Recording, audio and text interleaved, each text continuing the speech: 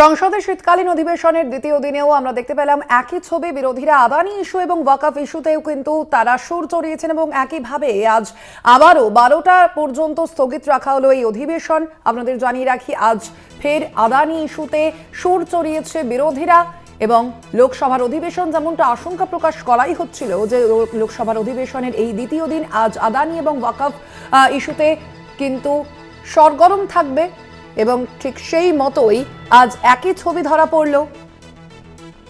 বিরোধীরা রীতিমতো কাউকে কথাই বলতে দেননি এবং তা নিয়ে স্পিকার ওম বিড়লা তাদের বারংবার বলা সত্ত্বেও তারা তাদের দাবিতে সরব থাকেন। আদানি ইস্যুতে আজ আবারও উত্তপ্ত হলো অধিবেশন।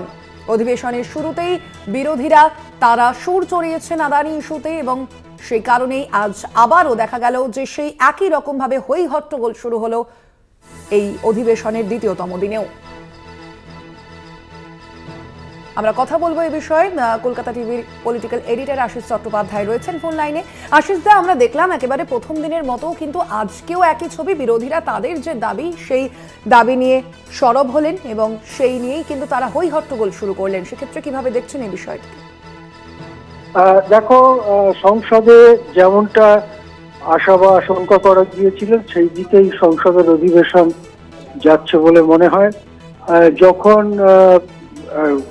সংসদ আজকে শুরু হয়, তারপরে সাংসদ অরুণ গাভিলের কোনো কোয়েশ্চেন করার ব্যাপার ছিল কোনো বিষয়ে, ঠিক সেই ব্যাপারে যখন তাকে ডাকা হয় সেই সময় কংগ্রেসের সাংসদরা তারা আদানি ইস্যু নিয়ে আলোচনার দাবি তুলতে থাকেন এবং প্রবল হইহট্টগোল শুরু হয়। যখন সেই দাবির বিরুদ্ধে আবার শাসক দলের সাংসদরাও চিৎকার করতে থাকেন।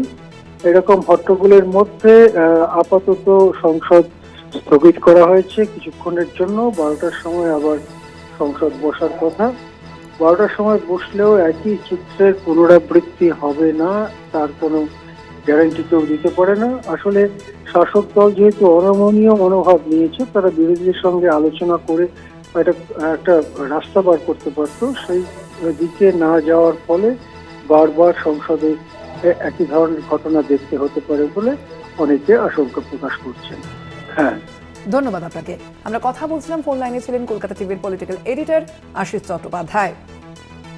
আপনাদের জানিয়ে রাখি, সংসদের শীতকালীন অধিবেশন শুরু হয়েছে আমরা দেখেছি সোমবার থেকে এবং প্রথম দিনেও যেভাবে বিরোধীরা একাধিক দাবিতে সরব হয়েছিলেন আদানি ইস্যুতে, তারা কিন্তু সরব হয়েছিলেন এবং আজ আবারও সংসদের শীতকালীন অধিবেশনের দ্বিতীয়তম দিনেও কিন্তু সরব থাকলেন বিরোধীরা এবং 12টা পর্যন্ত সংসদ স্থগিত করে দিয়েছেন আপাতত লোকসভার স্পিকার ওম বিড়লা।